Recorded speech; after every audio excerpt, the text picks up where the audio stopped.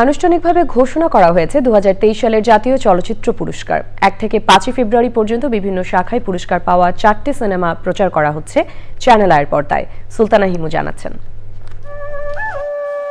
2023 সালের জাতীয় চলচ্চিত্র পুরস্কারে 28টি বিভাগে মোট 30টি পুরস্কার পেয়েছে বিভিন্ন চলচ্চিত্র। শ্রেষ্ঠ সিনেমা হিসেবে জাতীয় পুরস্কার পেয়েছে খন্দকার সুমনের সাতাও। সিনেমাটি মোট 4টি শাখায় পুরস্কৃত হয়। খুব দরকার। এর মধ্যে 2 ও 3রা ফেব্রুয়ারি চ্যানেল আইয়ের পর্দায় প্রচার হয়েছে সুড়ঙ্গ ও শ্রেষ্ঠ চিত্রনাট্য বিভাগে পুরস্কার জয়ী ইমপ্রেস টেলিফিল্মের ছবি রক্তজবা। সিনেমাটি পরিচালনা করেছেন নিয়ামুল মুক্তা, যেখানে অভিনয় করেছেন শরীফুল রাজ, নুসরাত ইমরোজ তিশা, লুৎফর রহমান, জর্জ সহ অনেকে।